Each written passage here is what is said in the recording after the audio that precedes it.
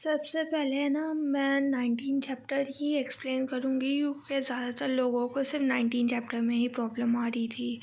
तो हम सबसे पहले एंड से शुरुआत से ही शुरू करते हैं। ये इसमें कहा है कि एक फर्म में है ना उसकी EBIT दी हुई है, इंटरेस्ट भी दिया हुआ है और KE भी दिया हुआ है। तो हमने क्या कैलकुलेट करनी है, मार्केट वैल्यू कैलकुलेट करनी है। तो सबसे पहले मैंने ये डायरेक्ट है ना किया कि यहाँ पर EBIT दी थी, उसने मुझे KI दिया था, INIK। इसको है ना मैंने क्या किया, EBIT उसने दी हुई थी, मैंने है ना सारों की ऐसे लिख दी, 2 लाख, 3 लाख, 5 लाख, 6 लाख। जैसे कि ये दी हुई है 2 लाख, 3 लाख, 5 लाख, 6 लाख। उसके बाद उसने हमें ना I भी दिया हुआ था, तो मैंने -I कर दिया, तो बीच में मेरी NI आ गई। उसके बाद उसने मुझे KE भी दी हुई थी और KI उसने मुझे दी हुई थी। तो मैं इससे वाली वैल्यू से मैंने जो फार्मूले सेंड किया उसमें देखना कि ये फार्मूला है कि शेयर होल्डर्स की इक्विटी कैसे निकालते हैं, डेट कैसे निकालते हैं, फिर वैल्यू आ गई, फिर K नोट आ गया। ये फार्मूलेज हैं, ये वाले फार्मूले मैंने यूज़ करके ये निकाले हैं। इसके बाद हमारा जो 19.2 आ जाता है उसके अंदर साफ साफ उसने क्या हुआ है कि एक्स और वाई दो फर्म्स है, एक लेवर्ड है और एक अनलेवर्ड है। एक्स लेवर्ड है क्योंकि इसमें डेट यूज़ हो रहा है, वाई अनलेवर्ड है।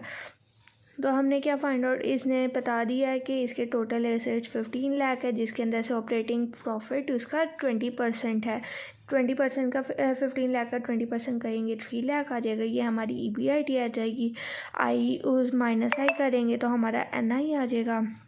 इसके बाद इसने हमें टैक्स भी दिया हुआ है, इसलिए अब वो जो फिर है ना हमने यहाँ पर तो किया ना EBIT -I = NI, क्योंकि इसमें टैक्स नहीं था, इसमें टैक्स है तो हमारा ऐसे हो जाएगा EBIT -I EBT आ जाएगा, फिर माइनस टैक्स, फिर ये वाला NI होगा। फिर उसके बाद उसने हमें कहा है कि क्या निकालनी है, compute the value of firm, पहले ए वाली option, compute the value of the firm XY using NI approach. अब NI अप्रोच है तो हमने डायरेक्ट ये ना सीधा सिंपल है ना शेयर्स निकाले और वैल्यू कैलकुलेट कर दी। लेकिन इसके बाद वो कहता है कंप्यूट करो value of firm using NOI। अब एक बात याद रखना है, अगर NOI का लिखा हुआ हो सवाल में लिविड और अनलिविड फर्म हो और NOI या MM लिखा होगा, तो हमने 2 फॉर्मूले लगाने हैं, ये वाला और ये वाला। पहले ये लगाओगे तो इसमें जो वैल्यू आएगी फिर उससे ये वाला, ठीक है। इससे हमारी है ना वैल्यू आ गई। अब ये एक और फिर उसने कहा है कि NOI के मेथड से ही क्या निकालनी है, हमने ओवरऑल कॉस्ट ऑफ कैपिटल।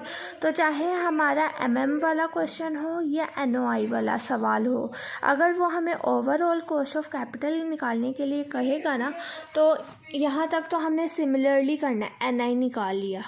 उसके बाद है ना हमने है ना कि करना है कि सबसे पहले ये जो वैल्यू निकल आई, NI के बाद क्या निकालनी है, वैल्यू निकालनी है।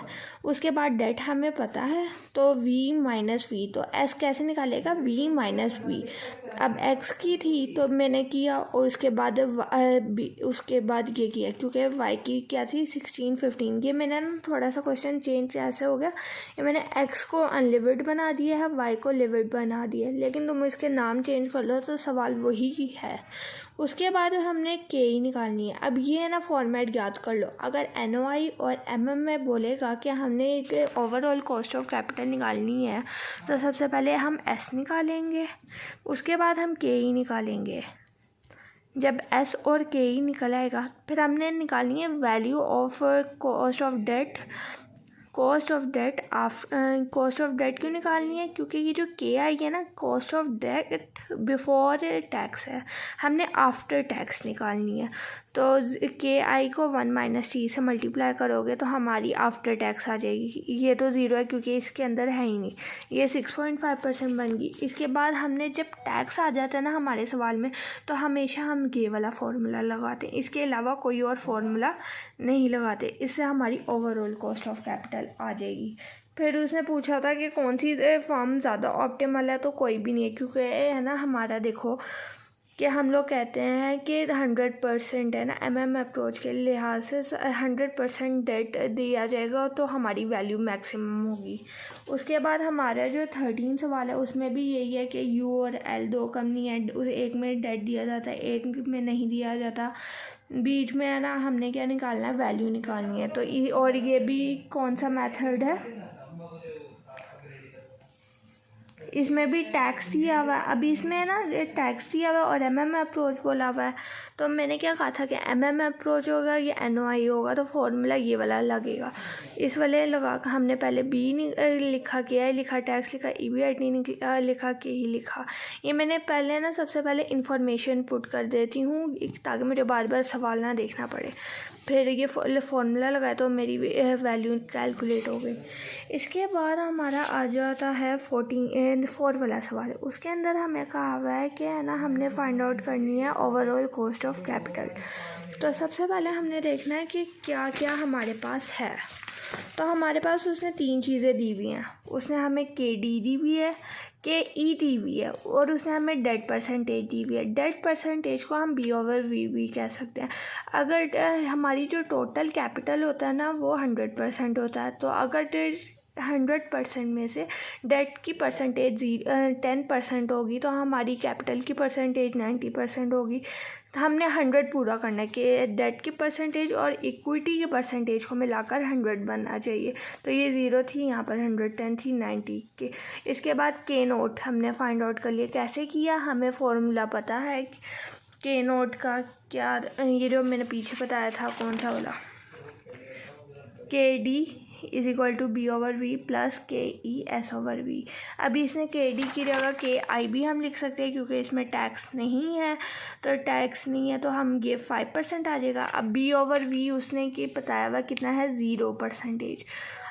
तो हम है ना ऐसे करके ना के नोट निकाल सकते हैं। उसके बाद अगले सवाल में उसने हमें यही ऐसे ही बोला हुआ है कि है ना उसने हमें डेट दिया हुआ है। अब उसने यहाँ पर हमें ना बी/वी एस/वी नहीं दिया, उसने डेट और इक्विटी दिया हुआ है और उसने हमें after tax cost of debt और के ई दिया हुआ है। अब हमें क्या करना है, हमने बी और एस था, हमने उसमें से वी निकाल लिया, फिर बी/वी और एस/वी निकाल लिया।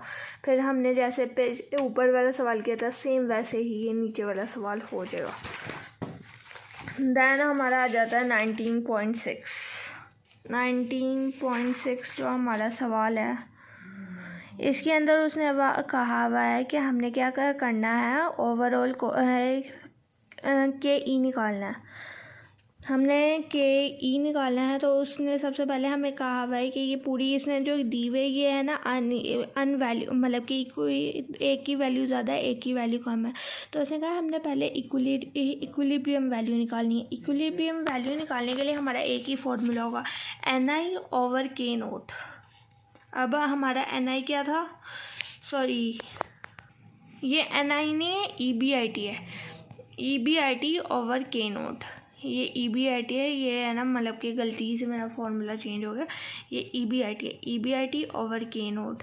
तो EBIT कितनी थी, 25 और के नोट हमें दिया हुआ था उसने 8.5%। तो यहाँ पर उसने दिया हुआ कि इक्विलिब्रियम पर वैल्यू कितनी के नोट की वैल्यू कितनी होगी, 8.5%।